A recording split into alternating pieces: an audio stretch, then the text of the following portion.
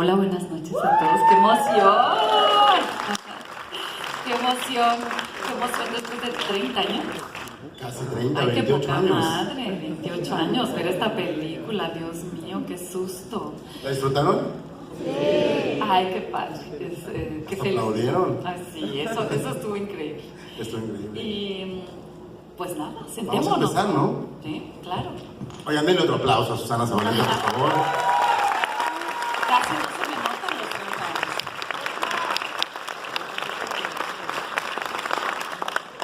Y justo 30 años han pasado y a mí lo que más me sorprendió de volver a ver Sobrenatural es que yo recordaba una película de terror, de ocultismo, no una película sobre violencia de género.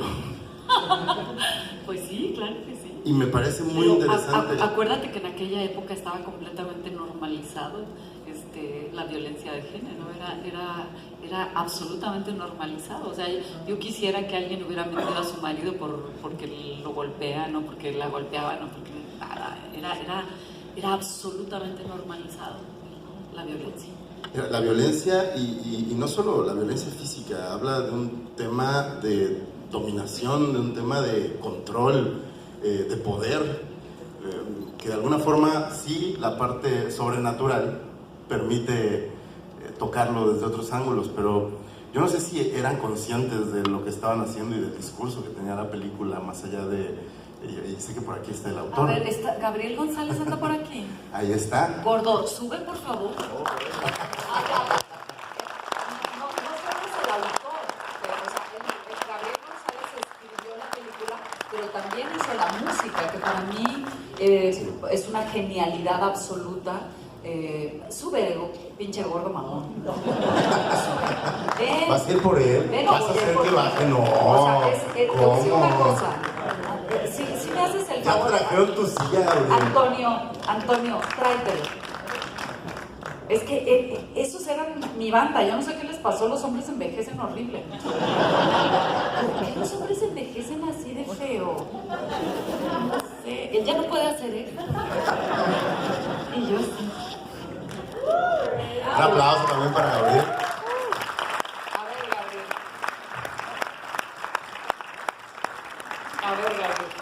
Dame la mano. Dame mano. Acá. Bienvenido. Dame un beso, estúpido. Yo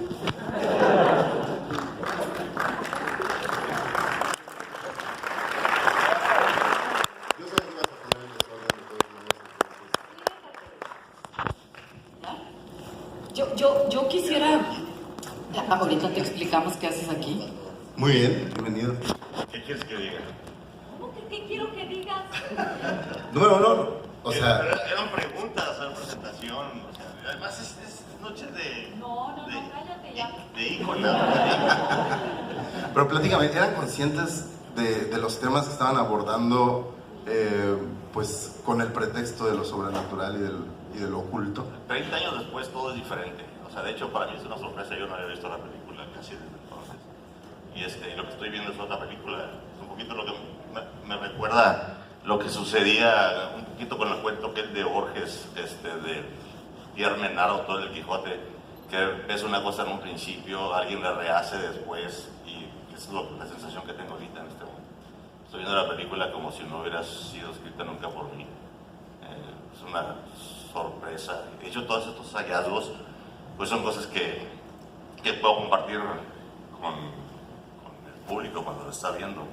O sea, me sorprenden a mí también. Hay muchas cosas que no entiendo, no sé por qué las puse. Y de hecho es un poquito la labor de la intuición. En ese momento las cosas salen porque una viene detrás de la otra.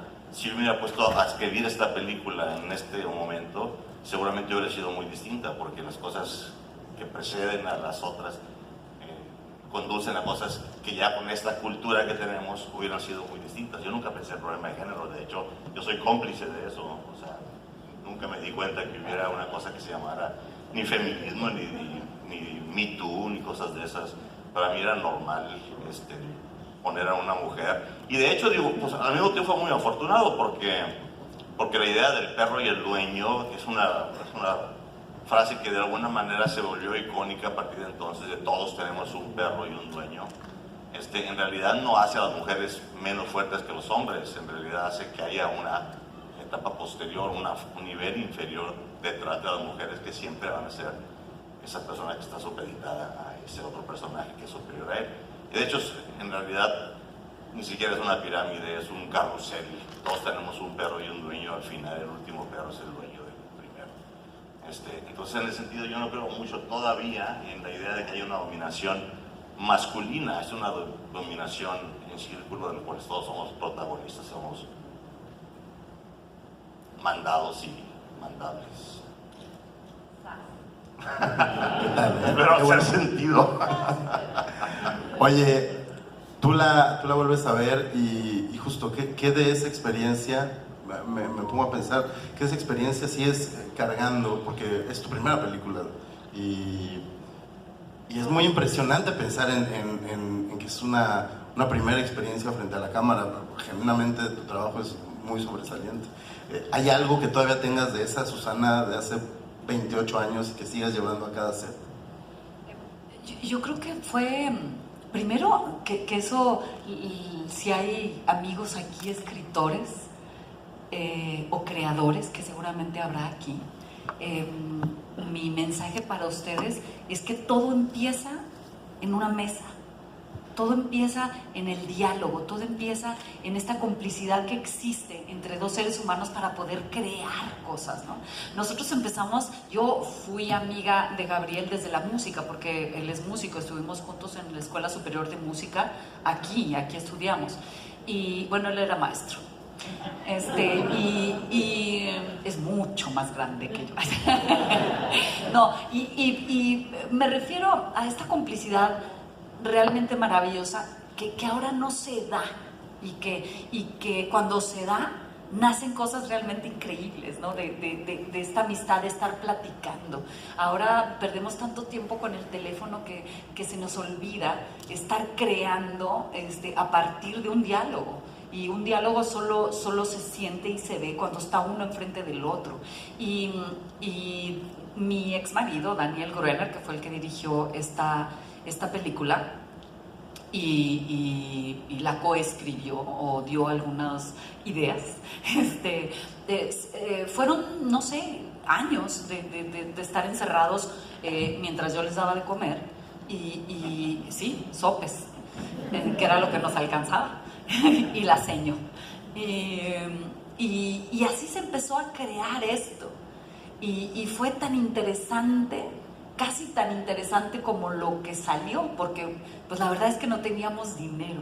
Y antes se hacía con esta maravilla que además era tan excitante, el sonido de la cinta. Cuando te decían acción y tú oías y decías, no la puedo cagar, no hay manera de cagarla, porque te decían, solo tenemos tantos rollos y tantos rollos cuestan tanto y se traen de quién sabe dónde y si la riegas, no podemos hacer más de 2 tomas. Entonces era todo el tiempo estar en la emoción, en la excitación, y luego cuando se hablaba de brujería, como se habló de brujería, pues nosotros, como todos ustedes, que ay, vamos a ver la película de miedo, ¿no? Sí, vamos a ver la película de miedo. Pero cuando se hizo la investigación, que fue aquí en Monterrey, nos empezaron a pasar cosas extrañas. No es el no, ahorita ya para qué hacemos publicidad de eso. Exacto, claro. Pero en realidad la vida es mágica, la vida es mitología y nosotros la vamos creando. Todo el mundo tenemos una anécdota que contar en un momento dado y si las juntamos todas en una historia, se hace una historia macabra si la queremos juntar lo macabro. De hecho, cosas muy sobresalientes. Les voy a contar ahorita cuál es el origen de esta, por qué decidimos que fuera sobrenatural y por qué surgió eso.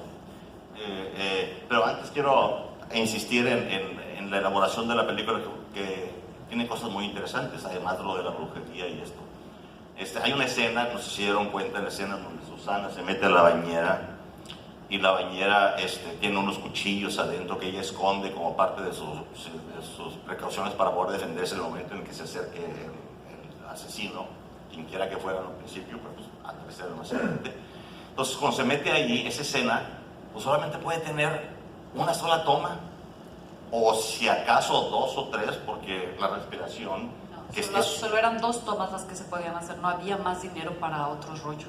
Es correcto, y entonces la cámara se instalaba en un ángulo y de ahí no se mueve. De hecho, si se acuerdan ustedes, en una escena en donde Susana tiene tiempo de entrar ahí, tomar el aire necesario, la cámara no se mueve, entra el zombie y luego entran los policías, entonces él camina hacia la tina, se queda un rato, le piensa, todo el mundo estamos con la atención de Susana, si se va a levantar, si se va a ahogar, si se ahogó ya, y todavía regresa, se da el lujo el zombie de regresar sobre sus pasos y reconsidera, vuelve otra vez hacia la tina y seguimos nerviosos porque no sabemos si Susana ya se ahogó.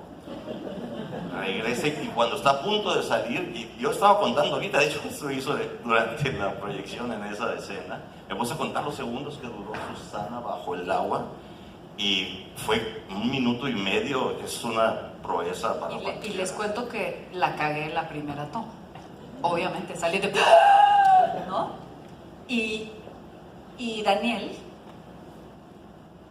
casi me mata, o sea, casi me dijo, a ver, es que todavía no me has entendido, es que todavía no has entendido, todavía no has entendido. Y yo, ¿qué pasó? Ya no tenemos dinero, o sea, nos queda tanto tiempo de rodaje y ya no nos queda, ya no hay manera de volver a hacer otra toma. Así es que si te vuelves a salir, lo hacemos en partes, ¿ya? Y yo, ok, pues, pero pues si no puedo respirar, pues el cuerpo lo primero que pide es oxígeno, ¿no? No es una cosa que quieras hacer o no. Y me dijo, pues es la última toma. Y se logró. Sí, es impresionante. Si la vuelven a ver, se van a dar cuenta, bueno, ya sabiendo esto, que la tensión crece no solamente en la historia, sino fuera de la historia, al saber que hay una actriz que está abajo del agua, que no hay manera que se escape, no tiene un tubito que le hayan puesto para que respire, y hay cuchillos ahí, y dura 1 minuto y medio, quizá más, y se logró en una sola escena. Eso es magia, eso es lo que se hacía antes. Antes mucha de la magia cinematográfica ocurría en cámara antes de los efectos digitales. Entonces, además de que era una aventura, era muy divertido verlo, imaginarlo, porque estamos en una película, y al último admirar pues, la proeza cinematográfica, que es la meta aventura. Y luego, por otro lado, el origen, perdón que abuse de mi tiempo, es cómo llegamos a esto. Una vez alguien, de hecho todo inició en un elevador en el departamento de Susana de la Ciudad de México. Íbamos Daniel y yo no me acuerdo si subiendo o bajando, y de repente entre los pisos se oye un grito, alguien, eran 4 o 5 pisos para subir, ¿cuántos eran? 7, ¿verdad? 7 pisos. Entonces en uno de esos se oye un grito, nos miramos y dijimos, sin decir una palabra, qué es lo que pudiera haber pasado. Al llegar al final de ese viaje de elevador y salir, ya tenía Daniel una invitación para hacer un video home, porque es lo que iba a hacer originalmente. Y cuando llegamos al final de ese elevador, de ese viaje en el elevador, nos dimos cuenta que teníamos una película. ¿Qué pasaría si iniciamos una película en donde alguien va y hoy escucha una cosa que sugiere un crimen y que el propósito de la película sea seguir el hilo de esa historia? Y a partir de ahí, con esa, como decía Stephen King, que en realidad es una situación que exploras y te tratas como un fósil de descubrir hasta llegar a lo que trata la película. No tienes una premisa, no vas haciendo ninguna tesis en especial. Pones una situación y lo que vaya diciendo, lo que se vaya descubriendo arqueológicamente de ese fósil que se va descubriéndose poco a poco. En base a eso, nos habían pedido para el videojuego que hiciéramos, que tuviéramos una premisa parecida a la de la película esta de Sleeping with the Enemy. Y esas eran las únicas exigencias para hacer la película. Yo vine acá a Monterrey y conocí a alguien que sabía del asunto y le dije, a ver, cuéntame sobre cosas de brujería, porque hay una cosa que se puede hacer. Habíamos imaginado que el personaje podía tener nexos con la brujería, y me dice, no te equivoques, hay un personaje maravilloso desde el punto de vista de la brujería, y es un ganga. Y no era fácil decir esa palabra enfrente de él, porque era una palabra importante, poca cosa. Y de hecho no voy a hablar mucho de eso porque, no por el tiempo, sino porque es peligroso. Y no por la brujería, sino porque este recurso mágico es muy utilizado por personas que no tienen límites para cuidar a ese tipo de... Para hacer brujería, o sea, para hacerle daño a otra persona, recurren a este espíritu para hacerle daño a otra persona, pero la maldad siempre se cobra, siempre. Pero son personas reales, personas que salen en las noticias, personas que, aunque no creían en la brujería... Personas que salen en los programas y les pasan cosas. Y que usan... Bueno, en realidad quizás es menos trascendente que lo que pueden hacer si utilizan como excusa recurso como la magia para hacer lo que al final es lo mismo, un crimen. Entonces, sí, y eso era lo bonito. A partir de eso nos casamos con la idea y el resto de la historia, pues, lo que acaban de ver. Gracias. Oigan, justo hablaban del proceso colaborativo, dijiste es importante sentarse en la mesa y platicar, hablabas de esta historia del elevador, o sea, hay un diálogo constante. También qué tan importante fue el equipo que se armó, porque ahorita estábamos platicando, y de dónde sacaste a Daniel, a Gabriel, a Rodrigo Prieto. Rodrigo Prieto, que fotografió esto. O sea, ¿cómo se armó ese equipo? Rodrigo y Daniel estudiaban juntos y entonces nos juntábamos a cenar y a hacer, ¿tú qué haces, fotógrafo? Y yo le decía, ¿por qué no fuiste fotógrafo? O sea, ellos sí ganan dinero. Sí, pues que el mío era pobre, judío y director. Chingada madre. Y judío pobre, ¿no? Y así me casé con él. Y se empezó a formar este grupo de creadores, porque eso era lo que pasaba, ¿no? Y Rodrigo, pues tenía la fama que ahora lo precede, ¿no? Que es uno de los mejores fotógrafos del mundo, ¿no? Que eso me parece increíble. Ha estado a punto de ganar un Oscar 3 veces. Ahora acaba de dirigir una película que también siempre lo quiso hacer. Y nada, es maravilloso pensar en estos recursos que teníamos, que no eran nada, se tenían que dibujar. ¿Te acuerdas cómo se dibujaban? Cuadro por cuadro se dibujaban las cosas, y ahí las tenemos, por ahí las tenemos. Y así, fue una creación con 3 pesos, la verdad. Y luego se llamaba de una forma y llegó Chespirito y le cambió. Dijo, está bien bonita la película, me gusta mucho, pero no se va a llamar así. Y nos, ¿cómo? O sea, ¿cómo? Imagínate que el padre, llegas con el padre y le dices, mi hijo se va a llamar, ¿no? Ricardo, no, se va a llamar San Juan. Ay, pero es que San Juan, yo te bautizo en el nombre de San Juan. Así nos hizo Chespirito. O sea, no, dólares para una ganga no se va a llamar, se va a llamar Sobrenatural, y se callan, si quieren que nosotros la pasemos, ¿verdad? Sí, yo creo que al final el viejo tenía razón, digo, la idea de dólares para una ganga. Pero qué tal nos peleamos y gritamos, no, y lloramos, yo, por ejemplo, le tratamos de hacer brujería. Y miren Florinda, que no. Sí, de hecho le llevamos argumentos, pues, según nosotros, potentes. La música, por ejemplo, el tema de dólares para una ganga es un acorde en el piano que hace pum, pa, pa, pum, y siempre que se oye, ahorita el sonido no era muy bueno, pero siempre que se oye, perdón, pero digo, sí, consiguen la versión digital para descubrir un par de cosas padres. Y la impresión de ese tema, cada que se sugería el nombre de dólares para una ganga, surgía ese tema musical. y le llevamos una carta, hablamos con él, señor increíble, muy amable, muy simpático, nos dijo, yo sé, muy inteligente, sí, sagaz como cualquier buen productor. Y al final nos dice, miren muchachos, ustedes son los más cercos que he conocido, pero más cercos que ustedes soy, se va a llamar Sobrenatural, crean. ¿Y tenía razón? Y tenía razón, digo, quizá por la historia y el nombre y todo eso, hubiera sido mejor que se llamara Dólares para una ganga, porque ese era el tema orgánico de la película. Pero, pues no, y quizá gracias a eso pudimos llegar a más gente que si lo hubiéramos hecho a través de un tema más abstracto, un título más abstracto como es Dólares para una ganga. Ahorita vamos a abrir las preguntas a la gente, de hecho vayan levantando su mano, pero hay solo una última cosa que me gustaría preguntarte, Susana, porque hablaba de que es tu primera película y a partir de ahí hay una filmografía muy interesante en la que creo que permanece algo que tiene que ver también con el tema de la película que decía al principio.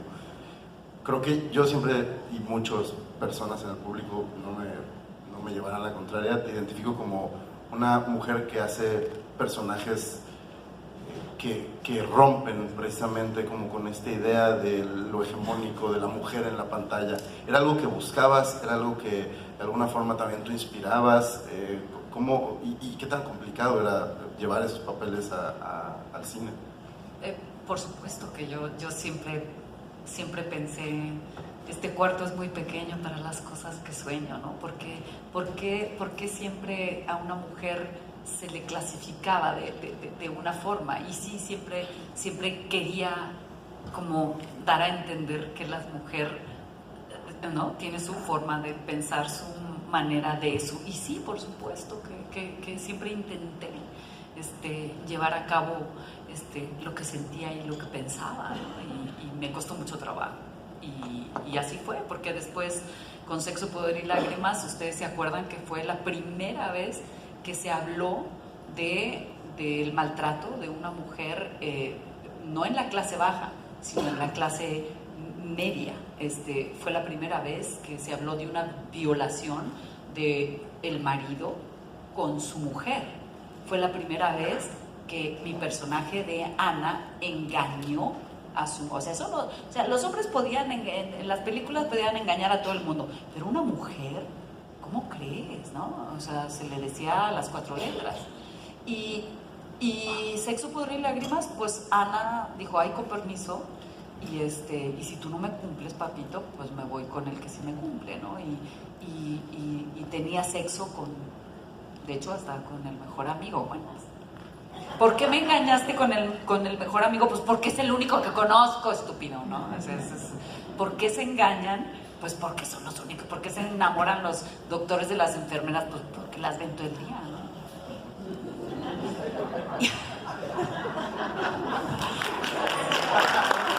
Ahora sí, vamos a abrir las preguntas por allá.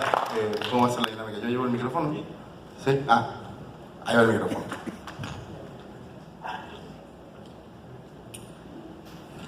Hola Susana, esta pregunta es para ti. ¿Te pasó algo sobrenatural cuando filmaron esta película? ¿Algo que recuerdes? El personaje que nos explicó todo lo de la brujería decía claramente que no había que decir 3 veces ese nombre, que a lo mejor parece un mito, porque Beetlejuice viene de eso. Yo no solo lo digo 2 veces. Si lo dices 3 veces, te puede pasar algo. Decía, por favor, no lo nombren más. Y hicimos toma 1, hicimos toma 2, y se tuvo que hacer una toma 3 para decir ese nombre. ¿Y tú no estabas en la hacienda o sí estabas? Bueno, pero sí te contaron. Sí, claro. Bueno, de repente se apagó todo y se empezaron a oír cuervos. Paramos la filmación y salimos. Y había un árbol lleno de pájaros negros. Y de repente entra una ambulancia y se lleva al dueño de la hacienda muerto. Y nosotros, todo el crew, hicimos toda una fila para despedir al dueño que había muerto. Llámalo casualidad, llámale como quieras, pero fue la única vez que se repitió esas 3 veces ese nombre y hubo una muerte. Buenas noches, Marisa de Loved Magazine. Susana, 2 cositas. Feliz cumpleaños a ti. Que tengas una vida y unos días muy dichosos. Y los que resten. Muchas gracias.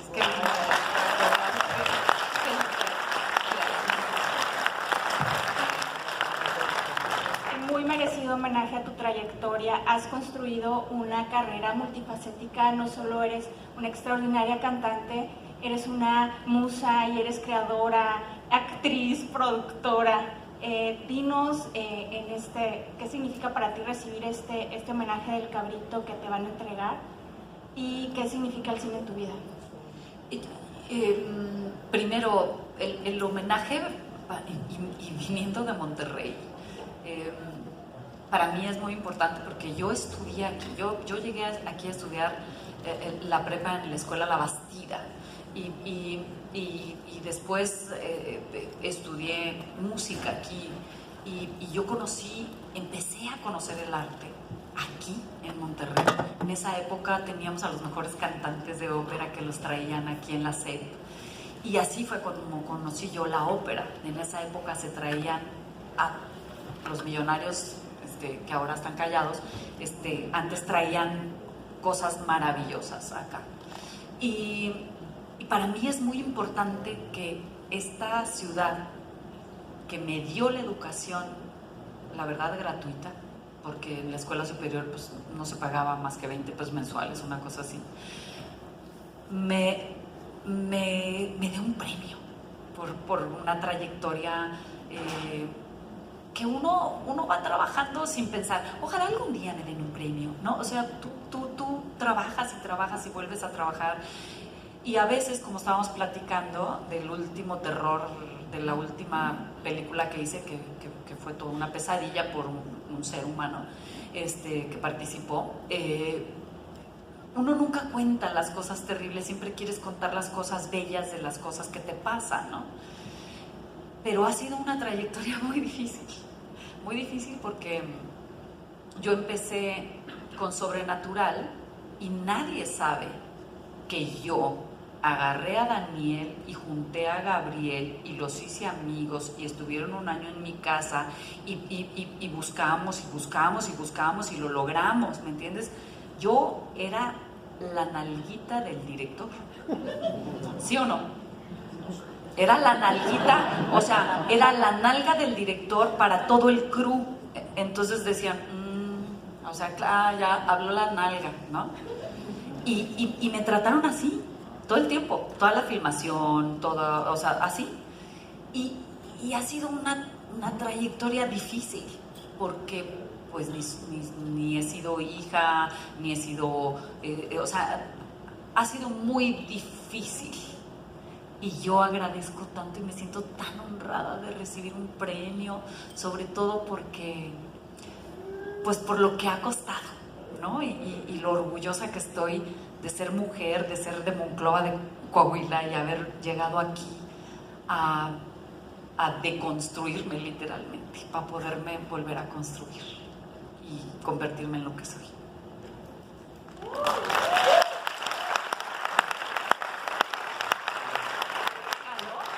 Happy birthday to me. Happy birthday to me. Tú toca el piano. Happy birthday to me. Happy birthday, dear Susana. Happy birthday to me.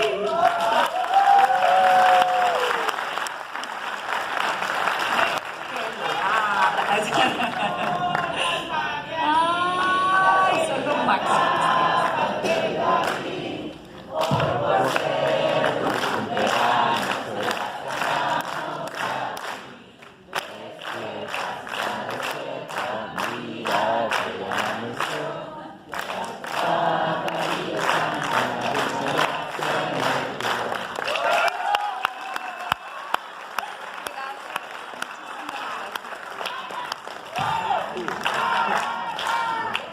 Gracias, mil gracias, qué bonito. Que alguien me cante y no yo a ustedes. Susi, buenas noches. Antes que nada, felicitarte de todo corazón por ser la recipiente del Cabrito de Cristal mañana del Festival Internacional de Cine de la ciudad más fea de los Estados Unidos. Ay, ustedes no aguantan nada. Y ahora sí te quiero preguntar bien en Se me serio. olvidó decir después de Samuel, perdón. No especifiqué. Ay, otra vez la cagué. Ok. Oye, Susi, conocemos tu carrera como cantante y sabemos obviamente que estudiaste en la Carmen Romano. Pero viendo esta película y a 30 años después te veo en obras de teatro y claro, tu capacidad histriónica, digo, se ha elevado a rumbos insospechados. Aquí estaba súper verde, la verdad, a comparación de la señora actriz que eres ahora. ¿De qué manera te has preparado? Porque has asistido a clases, has tomado clases o es algo innato en ti. No, hombre, o sea, no, yo estudié en la escuela superior. Oye, hay algo que no sabes y él escribió Ella y Él para mí. Esa es la canción que él la escribió también. Imagínate hace cuánto que nos conocemos, qué horror. Qué asco. No, yo creo que para todo en la vida hay que prepararse, no se puede llegar, y menos ahora, habiendo tanta posibilidad de comunicación gracias al internet. Cuando nosotros estábamos chiquitos no existía nada, era de, dicen que dijo, que nos dijeron que tal vez hay un productor en quién sabe dónde, así era, todo era, dicen, dijeron, ¿no? Leímos en el periódico, dicen las noticias que en algún momento, ¿no?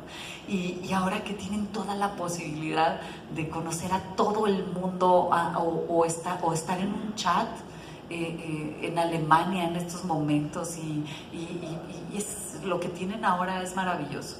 Pero yo sí creo que la educación es la base de todo, es la base de la perfección, es la base del éxito, es la base de la armonía, ¿no? Porque también cuando estás con gente estudiada existe este entendimiento, ¿no? que se da entre seres humanos que le han echado un poquito de ganas al estudio. Gracias. No, a ver. Ya. Hola, Susana. Existe un arquetipo en el cine de terror estadounidense de este personaje Final Girl, la chica final, en películas como Pesadilla en la calle del infierno, Halloween, Masacre de Texas, que es un personaje femenino que empezando la película aparentemente es frágil y al final es la única que queda de todo su grupo de amigos. Sobrenatural no necesariamente es un slasher, pero yo creo que el personaje de Dolores podría encajar más o menos en ese arquetipo. La conocemos y pues aparenta ser frágil y termina totalmente transformada. Mi pregunta es, ¿qué personajes tomaste como referencia o en qué te inspiraste para construir el personaje de Dolores? Yo creo que lo primero que pensé fue en cómo me gustaría convertirme en Dolores, en esa última que pasó. Por eso el eslogan de todos tenemos un perro y un dueño, ¿no? Porque a veces nos toca de un lado y a veces nos toca del otro y cuando estás abajo piensas que nunca vas a estar arriba, que nunca más vas a estar arriba. Y estar abajo es solo una consecuencia de la vida, porque la vida así es o sea, qué triste sería si todo el tiempo estuviéramos así. Ya ven que ni Lucerito, ¿no? Perdón, pero ese día, yo agradezco a la vida haber visto a Lucerito encabronada, porque yo decía, o está en pastas, o yo soy una amargada, ¿no? Y no, enseñó su propio yo, su propio ser humano, porque así somos los seres humanos. A veces estamos bien, ya ves, otro ratito estamos muy mal, y a veces estamos enojados, y a veces estamos súper tristes, ya ves, y así es, y esto puede pasar en un solo día, ¿eh? Y no es que yo sea esquizofrénica, pero eso pasa. Y cuando estamos abajo, o cuando somos los perros, hay que entender que es una etapa. que esto es una rueda de la fortuna y que en algún momento volverás a estar donde estabas y a lo mejor mejor, ¿no? Como yo ahorita. De verdad, me siento amada, querida, apapachada, me siento la mujer más feliz del mundo con un tipo que jamás me hubiera ocurrido en la vida. ¿No? O sea, a mí me caga la comedia. Y mírame, ahora me hacen comedia del diario. Y eso está padrísimo. Gracias por tu pregunta.